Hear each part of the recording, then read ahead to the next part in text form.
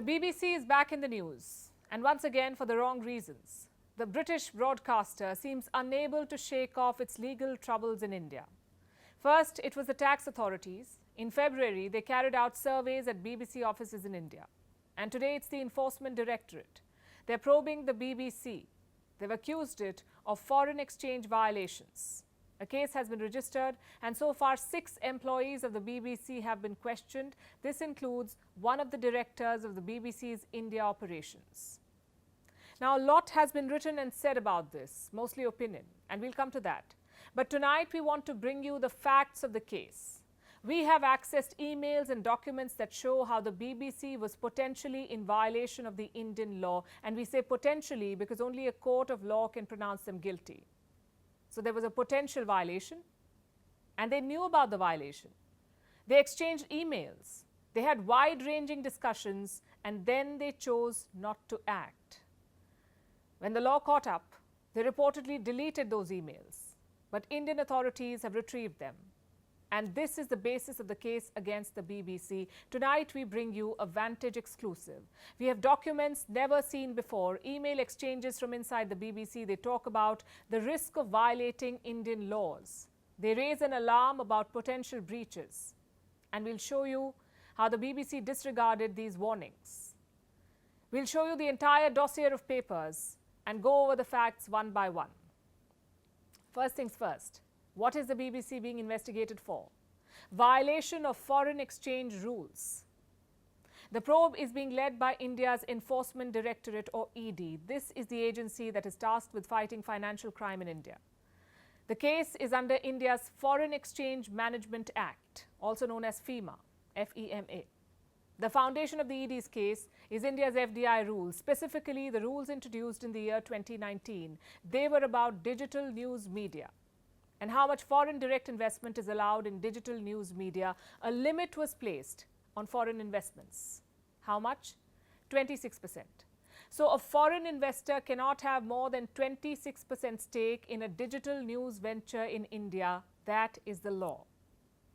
But the BBC is under scrutiny for its violation. At the center of this investigation is a company called BBC World Service India Private Limited. This is the subsidiary of the British broadcaster in India. The parent company is called the BBC World Service. Now, apparently, the Indian subsidiary is 100% owned by the parent. There is no other investor. So when the new rules kicked in that said a foreign investor can have only 26% stake, the BBC was forced to think. Does it need to change its structure? Does it need to make changes to comply with India's new rules? This was a subject of debate within the BBC and also a source of concern. Time to pull up our first email. This was sent by a man called Chris Loweth in August 2022. He is the Director of Legal and Rights in the BBC News International Services. He wrote to his colleagues and said the BBC was yet to comply with the new Indian policy. Let me now quote from that email. This is what he said. "We are already well past the deadline for complying with the policy. We haven't been contacted by any government agency suggesting we are not compliant yet, so there is no deadline in that sense. But we need to be able to demonstrate both to EY and potentially to the Indian government, if contacted, that we are serious about evaluating the options and then implementing whatever recommendation results." So deliberations were on at the BBC. Should we comply with the rules or not? Is that even a question? Evidently it is. And there were email exchanges about this. The next one is again from August 2022. And this one was labeled as confidential. The title says, BBC World Service India Ownership and Control. What is this document? It's an assessment, a paper. It discusses restructuring of the BBC in India. And I'm quoting again, "The Indian government has introduced new rules on the level of foreign ownership of digital media, new news entities. BBC World Service India has been advised to evaluate and implement a restructuring of its structure and operations in India in a manner that would be compliant with the new laws." So they're advising a restructuring that would be compliant with the new Indian law. A range of options have been identified, each of which involves significant change to the BBC's ownership and control of its news activities in India. It seems like the verdict was clear and there was some consensus. Officials of the BBC felt that there was a need to restructure. And they had this conversation 3 years after the new rules were introduced. The paper had more, and I'm quoting again. Legal advice provided in December 2020 was that since news and current affairs content was at the time being uploaded to YouTube channels by BBC World Service India, BBC World Service India was likely to be viewed as a digital media entity. And this paper also cited precedent. It goes on to say, some digital media news entities have shut down operations in India, example Yahoo News and Huffington, and others have restructured holdings or operations to comply with new foreign investment laws. So there was legal advice and there was precedent. But what did the BBC do? Initially, it decided to not bring any changes. Again, I'll quote from the papers. Given some uncertainty over whether the policy was intended to apply to publishers such as the BBC, a wait-and-see policy was adopted to see whether and how other news publishers responded to the rule. So the BBC decided to wait and watch. They decided to not act. They weren't sure if the Indian law applied to them. And instead of checking this further, they decided to roll the dice. Did they assume they could operate in India without following the Indian law? When they faced scrutiny, they reportedly tried to delete the emails. Sources say these email exchanges have been retrieved by Indian agencies. And when caught red-handed, they began pleading ignorance. Of course, all of this will have to be proven in a court of law. These papers will most likely be brought up, and the BBC would have to prove its legal status or close operations in India. And just because it's a media outlet, it cannot be held above the law or immune to legal scrutiny. Consider what Elon Musk said this week, by the way. Ironically, in an interview to the BBC, Twitter had taken down parts of a BBC documentary. Musk was asked about it, and this was his response. I'm quoting again. The rules in India for what can appear on social media are quite strict, and we can't go beyond the laws of the country. If we have a choice of either our people going to prison or we comply with the laws, we will comply with the laws. Musk told this to a BBC journalist, comply with the laws. Why can't the BBC do it? Social media has been in meltdown mode. They've linked the scrutiny of the BBC with freedom of speech. They say it's being silenced. It's being targeted for a controversial documentary on the Indian Prime Minister. You may remember this one. It was called India, the Modi Question. India had ordered internet platforms to take it down. Critics say the BBC is now paying the price for this documentary. And ironically, these critics are exercising their right to free speech to say this. And again, everyone is entitled to their opinion. It gets you attention in social media echo chambers. But cases like these are not settled on social media. They're decided in a court of law where facts and evidence matter, not opinion. And when you look at the facts, when you read the fine print and connect the dots, do you see the BBC as a victim of a censorship campaign or a company in violation of the Indian law? It's easier to rake up the freedom of speech debate, and we at Firstpost believe it should be upheld. But does it give anyone a free pass to knowingly violate the law? Think about it. Meanwhile, closer home, India has secured a big win against China. This is in Bangladesh. India and Japan have joined hands. They're building a deep-sea port in southern Bangladesh. And this port is of great strategic value. It could serve as a linchpin for India and Japan in their bid to counter China. We're talking about the port of Matarbari. It's in the Bay of Bengal, in the Cox's Bazar district. India and Japan are jointly developing it. The port will have a container terminal and a coal-fired power plant. The project is expected to be completed in 2027. It's a win-win for all sides, really. It will help not only Bangladesh, but also India and Japan. For Bangladesh, this project has a huge upside. This port will take a major load off the Chittagong port. It will be their first deep-sea port, one that can host large vessels. For India, it will be useful for the northeastern states. The port will open up new supply chains. It has the potential to turn the region into a large industrial hub. And what's in it for Japan? A gateway to South and Southeast Asia. Recently, Japan pushed a new proposal, a plan to develop an industrial hub in Bangladesh. It would connect India's landlocked northeast with the rest of the world. The plan was presented by the Japanese Prime Minister. Remember, he was in New Delhi last month. Prime Minister Fumio Kishida delivered a speech. He spelled out Japan's new vision for the Indo-Pacific. 私が今回申し上げたいことは以下の2点。 The next horizon is South Asia, including India. The Northeast India, which is surrounded by land, still has unexploited economic potential. Viewing Bangladesh and other areas to the south as a single economic zone, we will provide the Bay of Bengal Northeast India industrial value chain concept in cooperation with India and Bangladesh to foster the growth of the entire region. That's the vision. And Kishida did not waste any time. Soon after leaving India, he began working on his plans. Japan has approved fresh funding. This is for infrastructure projects in Bangladesh. And it will cover the commercial port in Matarbari, also create trade links to nearby Indian states like Tripura. Tripura is a northeast Indian state. It's about 100 kilometers away from the Matarbari seaport. And how much will Tokyo spend on these projects? Reports say a total of $1.27 billion. So that's the story of the Matarbari port, and this is just one half of the story. The other half features China, how China has lost this round. Beijing had its own plans for a deep sea port in Bangladesh. It wasn't in Matarbari. China wanted to develop a port in an area called Sonadia. It's close to Matarbari, so it would have had the same strategic value. As of 2014, China was on track to win that contract. The project's value was around $8 billion, and China was ready not only to build it, but also to finance the project. This is a textbook case of how China lays its debt trap. Why did they want this port? Two reasons. One is encircling India, and the second is boosting connectivity. Let me tell you about the first reason first, encircling India. And to understand this, all you have to do is look at this map. Pakistan's Gwadar, Sri Lanka's Hambantota, and the port in Sonadia in Bangladesh, where China wanted the project. Had Dhaka agreed to this, China's string of pearls would have been complete. India would have been surrounded by 3 Chinese ports. So that's the first motivation.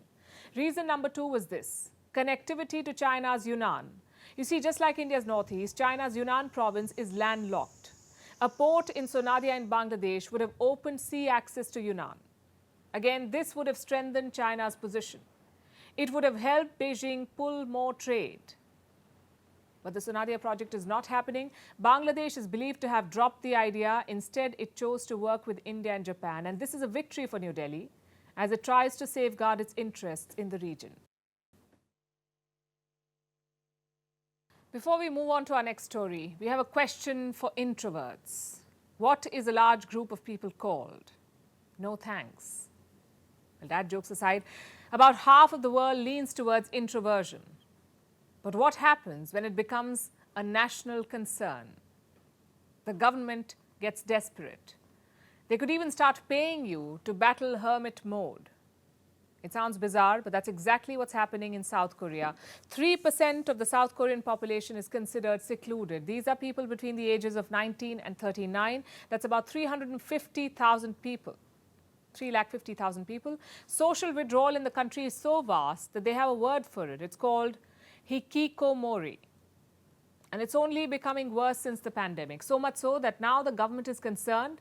Shut-in youth is being urged to leave their homes, to go outside and to socialize. And they'll be paid for it. South Korea's cabinet has passed a new measure. It applies to those between the ages of 9 and 24. If they qualify as recluses, they will be paid $490 a month. This is a general cost of living. It can go towards education or job counseling or health support. But why is this happening? To reintegrate reclusive youth into society. It's a welfare measure. It's also a way to solve a bigger problem, South Korea's population crisis. Within a decade, it might become the world's most aged country. It has a shrinking working age population. It broke its own record of low birth rates. Births fell by 4.4% from the previous year. For the third year in a row, deaths have exceeded births. South Korea has a population of 51 million right now. This could halve by the end of the century. And sure, the country's economy has boomed in the past few decades. It is Asia's 4th biggest economy now. But it also has a crisis of youth unemployment. It stands at 7.2%, the highest among age groups. And South Korea is not the only country stuck in this situation. Japan is also suffering from a population decline, with over 1 million living as recluses. Their government says society is, quote-unquote, on the brink of social dysfunction. But the story in South Korea is particularly bad, and it's bad because of certain trends. Young people are single, not ready to mingle. They're not getting married. Marriages in South Korea have hit an all-time low. They hit that low in 2021, in fact. People don't want to have children. There's an economic slowdown in the country, so cost of raising children is high, while job prospects are low. I think I can consider a marriage when our society becomes healthier and gives more equal status to both women and men. The government has taken several emergency measures. Apart from pulling the recluse out of their homes, it spent over $200 billion to improve birth rate. People are receiving cash handouts, medical help, affordable housing, shortened career breaks for women, and more job opportunities. But these measures are clearly failing. Experts say policies are not tackling fundamental problems. They don't understand where family resources are being drained. Living costs are sky high. People have limited living space. People can't afford the cost or time spent giving birth and raising children. More people will have children only when the environment improves. They also lack a work-life balance. Most employees work long hours. I had no choice but to quit my job. I had worked for more than 14 years, but I have to take care of my son. If the government continues its policy of increasing working hours in the future, I cannot even dream of having a second child. I think it is very important to reform the system of long working hours to solve the low birth rate problem. It gives unmarried people a very tiring life, which eventually leads them to avoiding marriage. Another problem is that gender roles are changing, but mindsets are not. Experts say norms are sexist, with women working hard to balance career with motherhood. If I get married, my husband and in-laws will think it's their right to demand I have a baby, so I also want to avoid that. I think husbands need to change their mindset or values a lot in terms of how to raise a child together. Experts also say that immigration policies will be effective. They will help. But South Korea battles multiculturalism. It has been slow to open its borders. And the demographic crisis is snowballing. On top of everything, now people have social anxiety. Like I said, South Korea has spent over $200 billion to fix its population decline. But can throwing money at the problem solve it? So far, it hasn't.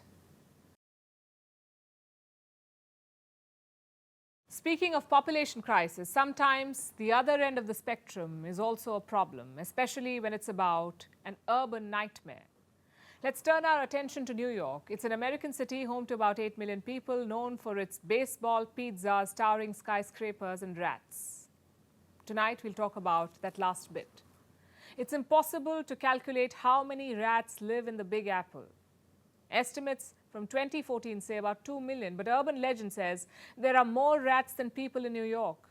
These rodents are fast, furry and relentless, and they're everywhere, from parks and subways to inside cupboards and walls. And the city has been at war with them for years. Well, now they have a new commander, New York City's first ever rat czar. Her name is Kathleen Corradi. She's the new director of rodent mitigation. And she's been hired to fight this ratty problem and is being paid $155,000 for it. Here's a report.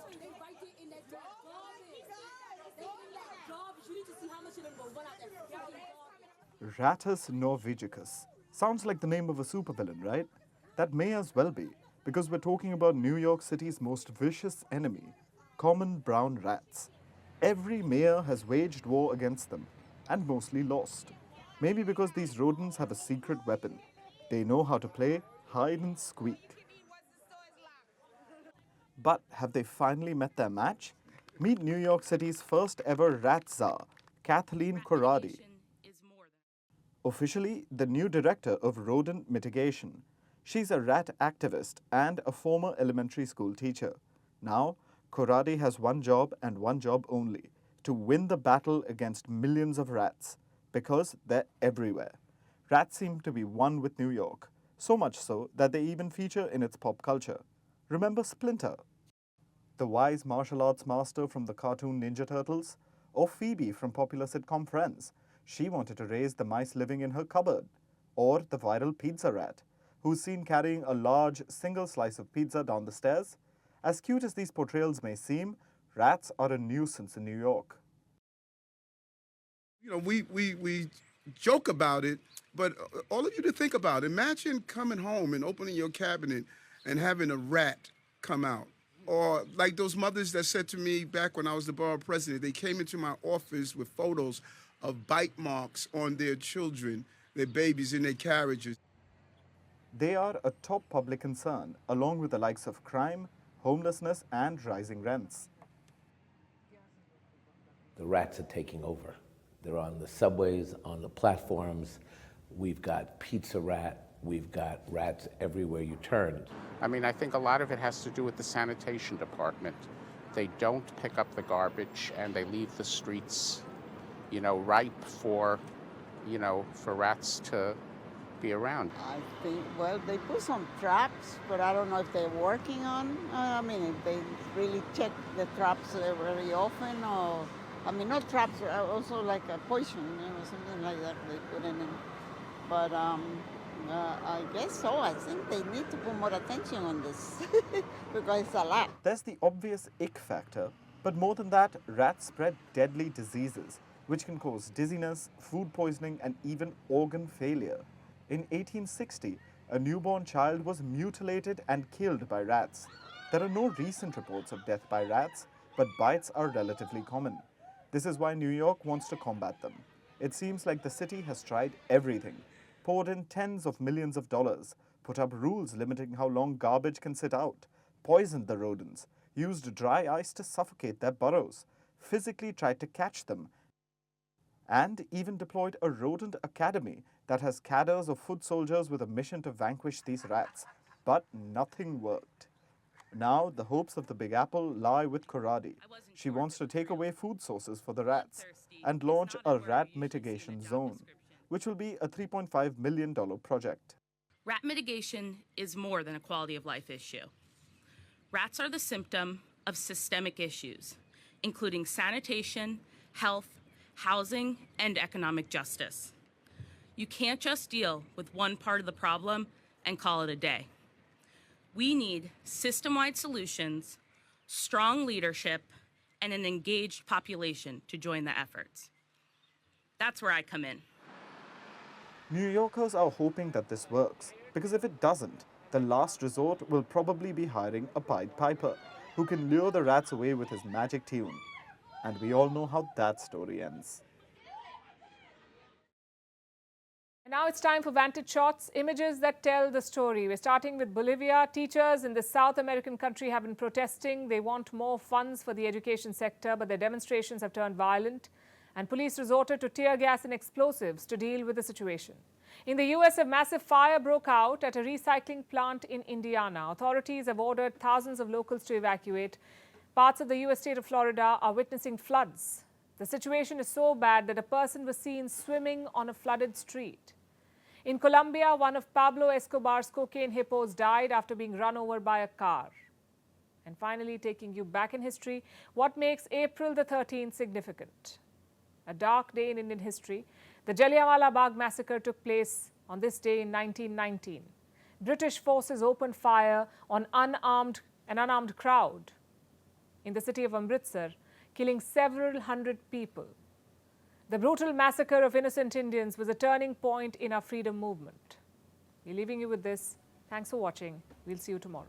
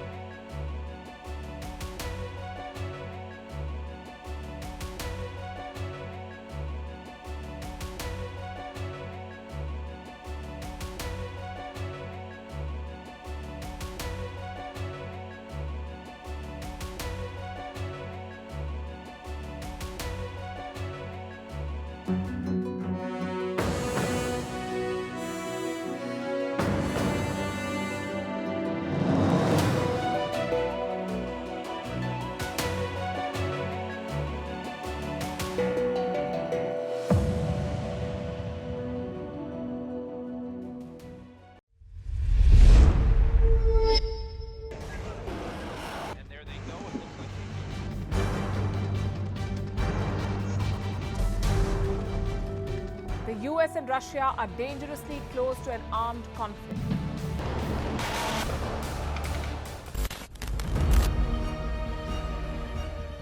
This year, 2023, New Delhi will be the capital of global diplomacy. For a country as diverse as ours, with 88% of the population illiterate, it was a very big deal to write a constitution, and that too, the world's largest. Meanwhile, if we may, here's a Republic Day gift from India for the BBC. A list of suggestions for the BBC for their upcoming documentaries. Number 1, the Kohinoor and the colonial loot. Number 2, an outdated monarchy and unhealthy obsession with the royals. Number 3, racism in 2023. We're waiting.